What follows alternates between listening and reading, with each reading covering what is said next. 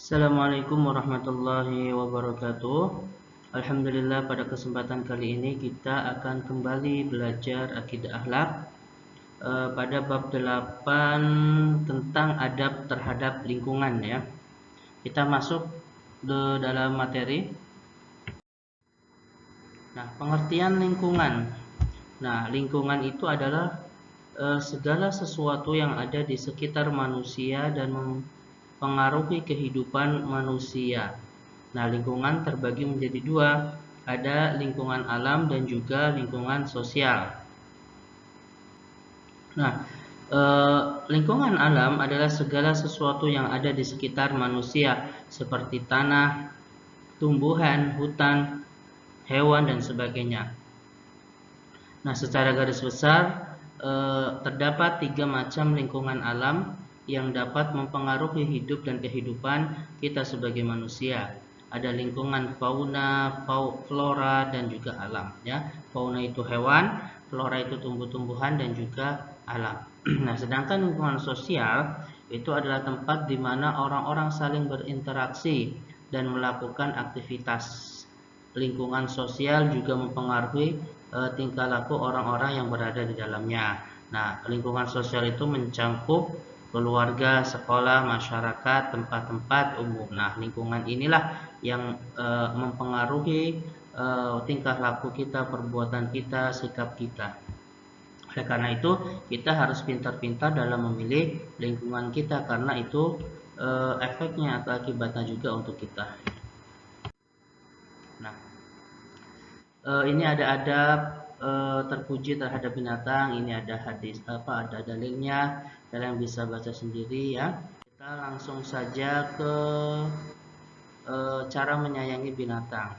Nah, tentu kita diizinkan untuk berbuat ihsan, itu baik buat kita, sesama manusia ataupun sesama makhluk Allah. Salah satunya yaitu ke binatang atau fauna. Ya, kalau kita memelihara binatang, maka hendaknya disediakan makanan dan minuman yang cukup dan kandangnya. Kemudian ketika kita ingin menyembelihnya, maka disembelih dengan pisau yang tajam sesuai dengan ajaran Rasulullah SAW. Kemudian jika binatang dijadikan tunggangan atau dimanfaatkan tenaganya, hendaknya diperlakukan dengan baik. Kemudian jika melihat binatang sedang dalam bahaya atau kesusahan, hendaknya segera ditolong.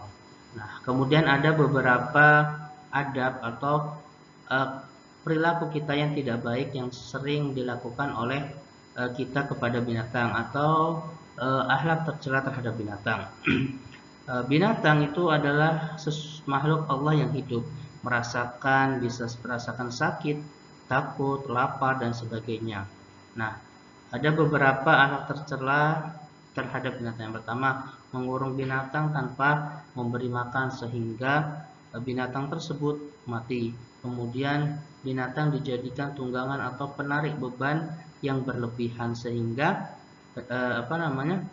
hendaklah tidak boleh berlebihan atau menguras tenaganya.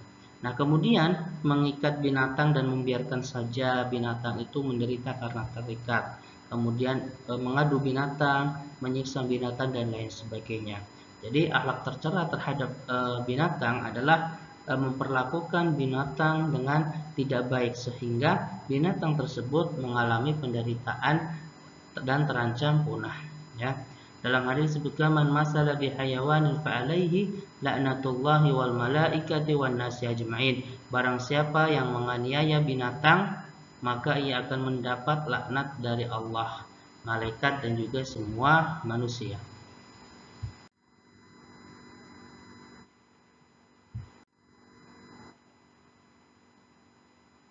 Nah, kemudian kita masuk ke dalam, kalau tadi yang lingkungan pertama hewan, sekarang yang tumbuhan. Nah, tumbuhan atau flora diciptakan Allah untuk dimanfaatkan, bukan untuk dirusak ataupun dimusnahkan. Memusnahkan atau merusak termasuk akhlak yang tercela. Allah melarang orang-orang untuk berbuat kerusakan di bumi. Wala tufsidu fil ardi ba'da islahiha, dan janganlah kamu berbuat kerusakan di bumi setelah diciptakan dengan baik. Nah, kemudian kita masuk ke dalam akhlak tercela kepada tumbuhan. Kalau tadi akhlak tercela kepada hewan diantaranya tidak memberi makan, mengurungnya, menyiksanya, dan sebagainya. Nah, sekarang yaitu pada tumbuhan. Contohnya mencabut, memotong, menebang tanaman sembarangan tanpa ada keperluan, mengambil buah dan daun secara berlebihan, menanam pohon tetapi tidak memeliharanya sehingga mati, membakar, menebang, pembakaran hutan dan lain sebagainya. Nah, inilah akhlak-akhlak tercela, sifat yang tidak baik yang kita lakukan pada tumbuhan. Nah, setelah belajar ini, diusahakan kita mengetahui. Nah, biasanya tangan-tangan jahil kita itu yang suka merusak, ya kan? Berawal dari iseng memetik buah, memetik, eh, memotong ranting, nah, tanpa adanya keperluan. Nah, inilah yang harus kita hindari. Nah, bumi ini dengan segala benda yang ada di dalamnya dan laut dengan segala makhluk yang ada di dalamnya merupakan kekayaan alam. Nah, di perut bumi banyak terdapat barang tambang seperti minyak bumi, emas, tembaga, dan lain sebagainya. Nah, sebagian itu merupakan benda-benda yang dibutuhkan oleh manusia. Nah, mengingat begitu besar manfaat lingkungan alam tersebut, maka kita dituntut untuk memeliharanya, kita dituntut untuk melestarikannya. Kekayaan alam itu memang harus kita manfaatkan, tetapi sesuatu dengan kebutuhan, jangan berlebihan dan jangan sampai merusak lingkungan.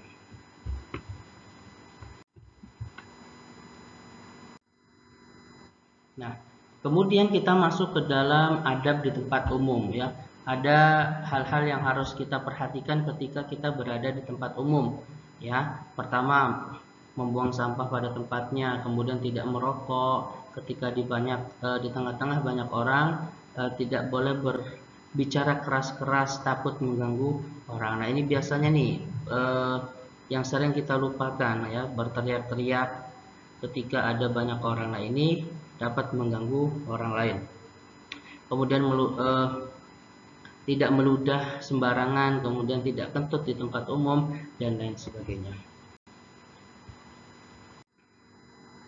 Nah, kemudian adab di jalan atau dalam perjalanan. Yang pertama, mengucapkan salam jika berjumpa dengan teman atau orang-orang yang sudah dikenal. Kemudian berjalan hendaklah di sebelah kiri.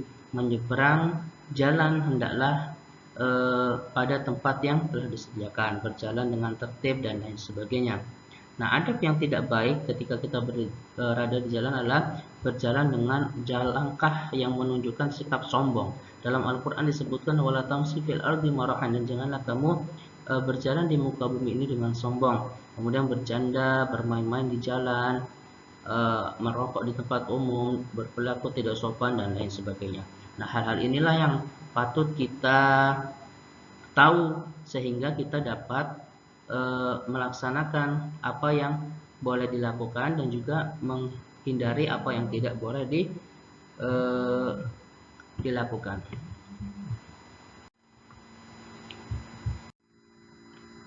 Ya, mungkin sampai sini saja materi yang bisa saya sampaikan. Selebihnya silakan dibaca bukunya, kemudian ditonton videonya dan dikerjakan tugasnya. Apabila ada pertanyaan, harap menghubungi Ustadz. Ustadz sangat mengharapkan pertanyaan dari kalian ya. Oke, nakhtatim dari sana biqiraatil hamdalah. Assalamualaikum warahmatullahi wabarakatuh.